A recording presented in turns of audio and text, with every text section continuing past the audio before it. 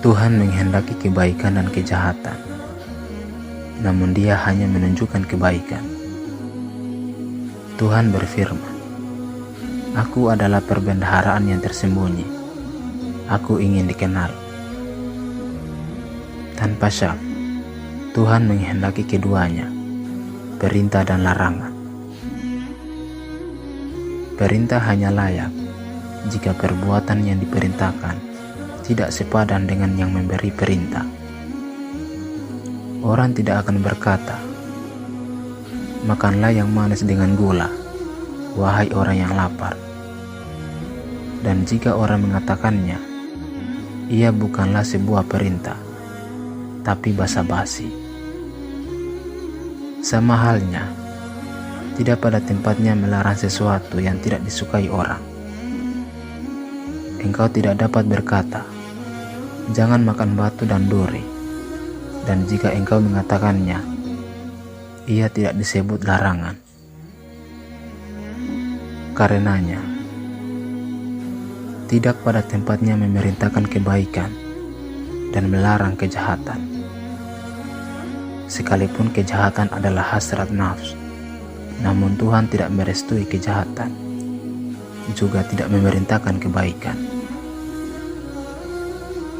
Melalui cara yang sama, ketika seseorang mengajar, dia menghendaki hilangnya kebodohan dari muridnya. Tiada pengajaran tanpa kebodohan, dan menginginkan sesuatu berarti menginginkan hal-hal yang menyertainya. Seorang guru tidak menunjukkan kebodohan murid, atau dia tidak mengajarnya, sebagaimana seorang dokter yang menginginkan orang sakit karena ia ingin mengobati. Karena ia tidak dapat mengobati jika tak ada orang sakit, namun dia tidak menghendaki rasa sakit itu, atau dia tidak akan mengobati. Demikian juga seorang tukang roti menghendaki orang lapar sehingga ia dapat memanfaatkan keahliannya dan memperoleh penghidupan. Namun ia tidak menghendaki rasa lapar, atau ia tidak akan menjual roti. Jelaslah bahwa di satu sisi Tuhan menghendaki kejahatan, namun di sisi lain Dia tidak menghendakinya. Musuh-musuh kita berkata bahwa Tuhan sama sekali tidak menghendaki kejahatan. Tapi absurd jika Dia menghendaki sesuatu yang tidak menginginkan sesuatu yang menyertainya.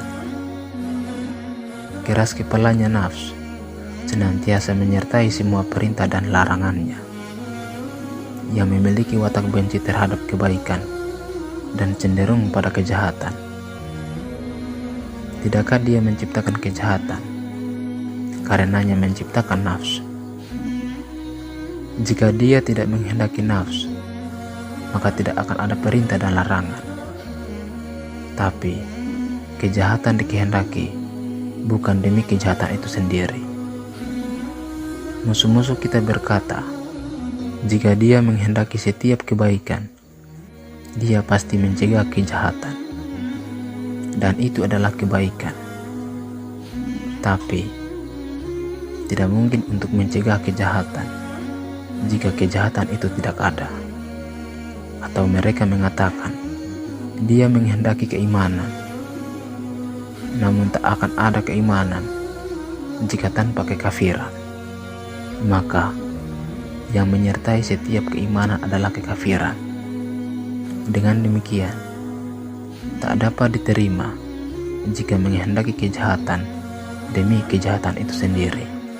Karenanya, Dia menghendaki kejahatan demi kebaikan.